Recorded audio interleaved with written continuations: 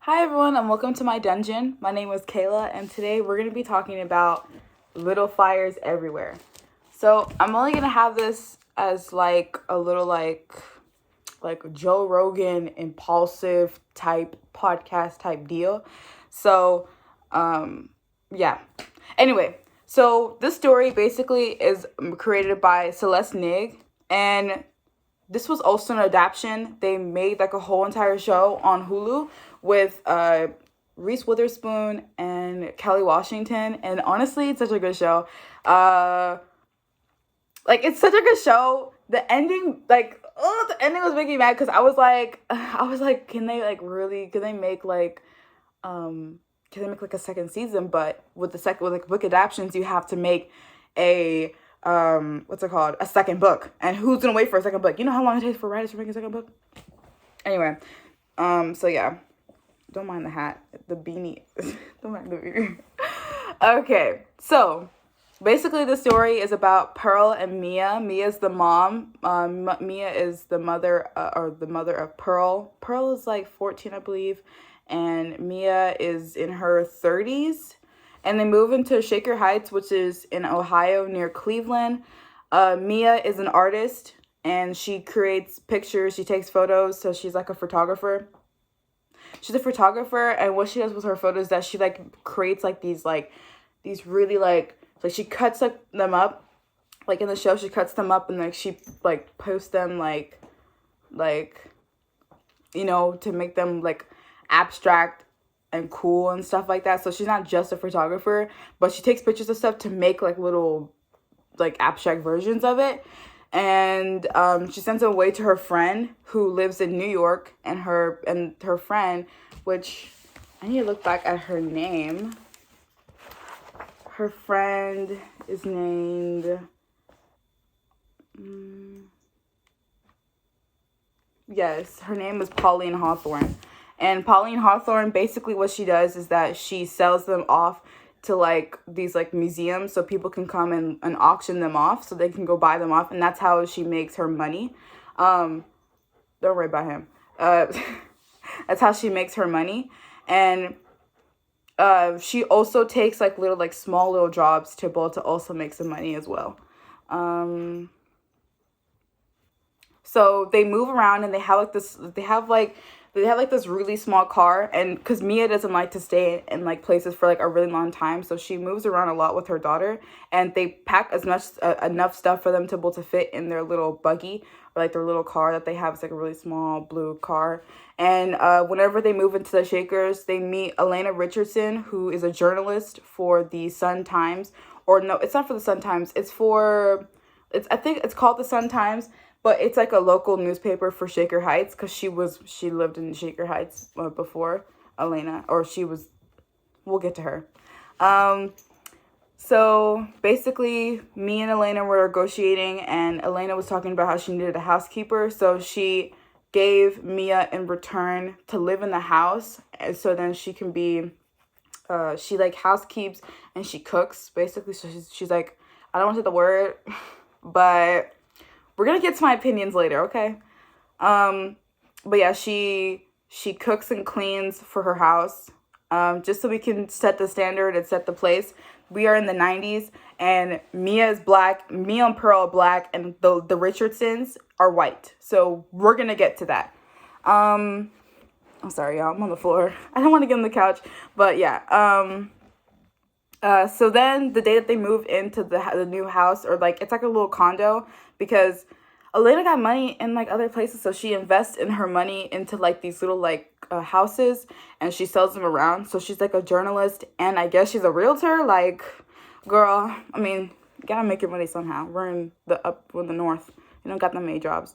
So Pearl's outside on the couch, and she meets Moody, which is Elena's son. He's, I believe, the middle child. And then later on, they meet everyone else. So we're going to talk about everyone. Pearl, she's very shy. She's very smart, because if emphasized in the book that she enrolled in a lot of AP classes, which I could never do. Like, literally, I see like a bunch of people enroll into AP classes, and I'm like, how do you do all that? And like, not Rocky. Anyway, I'm like, how do you do all that? Like, you're literally like in a bunch of like these classes, and you have to work too. I'm like, come on now. Like, how do you do that? Okay, this being looking making mad. Okay. What else? Oh yeah, and she's very gullible, which we're also gonna talk about in the next episode because she is so gullible. It makes me so mad. I'm like, girl, like I know you're young, but you're not this stupid. Like, how are you this stupid? Like, you're so okay. And she does anything to please other people, which I'm going to talk about more. But what I'm going to say is that she literally wrote an essay for Lexi to be able to get into Yale. And I was like, and the essay, the essay was literally talking about how the essay was talking about how Pearl was experiencing like a lot of like these like racial barriers because she's such a smart and educated Black woman, but the school didn't really appreciate that, and they wanted to enroll her into like these classes that are like really like you know, like lower classes, like on level classes.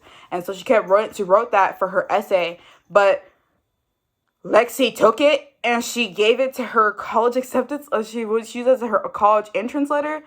And I was like, girl, come on, boss up. Okay. And then we're going to talk about Moody, or next is Moody. Oh, wait, actually, no, let's talk about Mia as well. Let's talk about Mia. So Mia obviously is Pearl's mother. She's very reserved. She loves to be in her own world because she's always at home. She's either at home or she's working at the Lucky Palace, which is a restaurant. It's like a Chinese restaurant. And she works there as like a little like side hustle money, because the money that she makes as like the housekeeper and the cook, well, Elena pays for the rent, and she also pays for, I believe, utilities as well, but it doesn't pay for groceries and for like other things like gas. So she's a righteous person. She does things that she knows that's right and what she thinks that's morally right. She's very, very overprotective because of what happened in her past, which is, spoiler alert. Mia needed money while she was in college, so she became a surrogate, and the baby was Pearl, but the parents were like, the parents were paying for everything, and the parents were like, because you know it's their baby, right? And she didn't want to get the baby back because she found like she was like very like attached to the baby, so she ran away with the baby. That's why she keeps moving around, because she doesn't want to run into them, or I guess that's how I interpret it. But yeah, she's very overprotective over, and she's also really minimalistic. She doesn't like to buy too much things because obviously she wants to fit everything into that small little car. So there's so much that can fit in there. So she likes to be like really like small and not have too much stuff. And then we're going to talk about the Richardsons. So there's Elena Richardson. Elena Richardson, she's a case. I don't know. She's a case. She's rich. She's white. She lives like, you know, in our area, she lives in like the bluffs. She lives in like the woodlands in Houston. Like, she lives in like those type of areas. Like, she has money because her husband is a lawyer, I believe. He's a lawyer. And like he has like all this money, and because she's a journalist too, she makes some good money as well. And because she has like those condos that she rents to other people, she also has way more money coming in from those places as well. And because her parents are also have money as well. Her parents were giving her a lot of money when she was younger. So she has like that mindset that money can change everything, which we're gonna talk about more later on. But she and a lot of people there in the Shaker Heights who live in like those really prestigious areas, they always have that mindset that money can fix everything, which it can, but it's not morally right. It's always like, there's a lot to talk about. There's a lot to talk about in this book. But we'll emphasize more later on. And then there is her husband, Bill Richardson. Bill has no backbone. Like, Izzy gets bullied a lot, but he never, I mean, he does stand up for her, but it's not enough. Like, he's just so annoying. I don't like him. I really don't. Like, their relationship, Elena and Bill's relationship, is just, like, really, like, it's a lot of rule-based. And then they're joking a lot about, like, some, like, inappropriate things they're talking about. And, how they have to, like, set days for things. Yeah. And their kids know about it, which is weird. I'm like, how do your kids know about that? That's weird to me. Why do your kids know about that? Okay. Now we're going to talk about the kids. Okay, I thought something was... Okay. Now we're going to talk about the kids. So, the oldest is Lexi. And Lexi, she uses Pearl a lot. She's a user.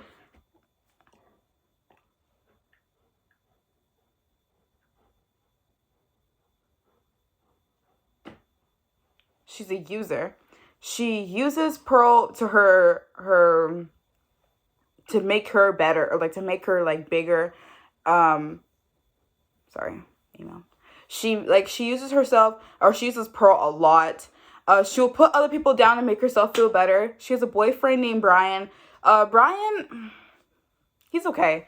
I mean, there's really nothing to talk about him. He's just a boyfriend of Lexi. Nothing else to talk about him. He's really a boring character. She's really, really smart in school because, you know, you wouldn't really be applying to schools. Like, you can't have, like, a 2.0 GPA and apply to Yale and you think you're going to get in. You're not going to get in, you know? So, Lexi is very, very smart. She's just so stupid. Like, they literally talked about it in the book. Moody literally said that she's smart but stupid when it comes to outside. She's a dumb person. She never thinks. She always just does things because other people are doing it. Foreshadowing. So, Trip is a jock. He's really athletic.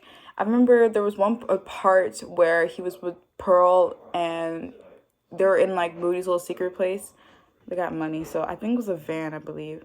And he had to leave early because he had to go to sports, which means nothing, but it just shows what kind of character he is.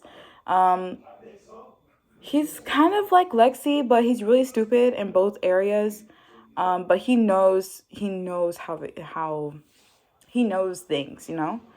I think that's why Pearl's so attracted to him, because he's not like Moody, who's like really like overbearing. She likes someone who's loose and who's outgoing, which is Trip. Next is Izzy, or I don't think I talked about Moody yet, or emphasized really about Moody. Moody is the middle child. He is really sweet. He's a very sweet and kind character, but Pearl just doesn't see that. I don't know why. I think Pearl just sees him more as a friend, but she likes Trip even more. She knows she knows like Lexi's true intentions, and also with Trip's as well, because Trip is a player. He doesn't really like date. Like, he dates because they're pretty. And then he like moves on really quickly, which is why that's why Moody wanted to push Pearl away from Trip, because he's a bad person. And the same thing with Lexi, because Lexi also uses other people too. He always stands up for Izzy, which we're gonna get to. I like her. I love Izzy actually. But he always tries to stand up to Moody, or for Izzy. He stands up for Izzy. Okay. Now, let's talk about Izzy. Izzy, she's the youngest out of the Richardsons. She's my favorite character. I love her because she's really a righteous character. She always does everything for right. And we're going to get to a part in the story about something that happens, which really pisses me off. But she's on the right side, which I am really happy with. People will never really understand her, because whenever she was growing up, her mom thought that she was like autistic. It literally says that like her mom thought that she was autistic, and thought because whenever like she was giving birth to her, she wasn't really like happy to be with her. So I think it was just postpartum depression.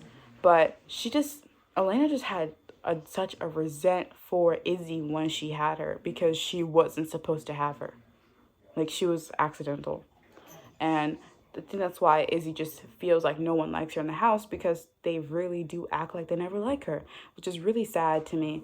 But Izzy's really my favorite character.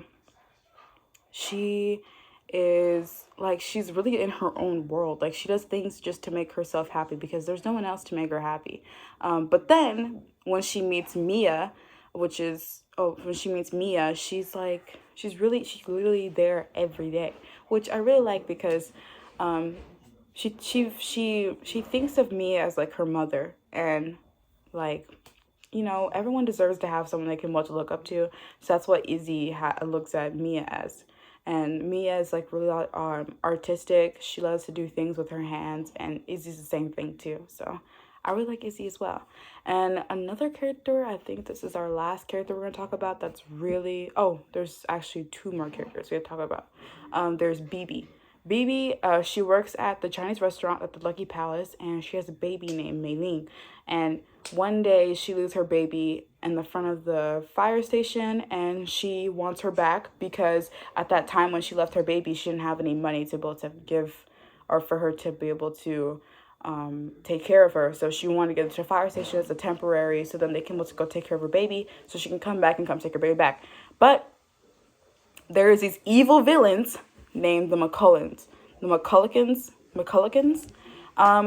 There's the mom. I forgot her name. I'm gonna find her name, but I forgot her name. But she is. I don't like her. She literally thinks, because basically the McCullochans had a really hard time with conceiving a baby. They've done IVFs and everything. They never had a baby. So when they had the opportunity to with Mei Ling, they took her in, gentrified her, and then they called her Maribel. They called her Maribel McCulloch, and McCullochans, and I don't know. It was just the whole thing, which we're going to get to. And I just don't like it. I don't like her. I just don't like them. Okay, and that's our character analysis. Come back to the next episode, episode 2, where we're going to talk about Pearl. And we're going to just talk about how everything in that story just makes me mad about the entire Richardson family and how they operate and everything.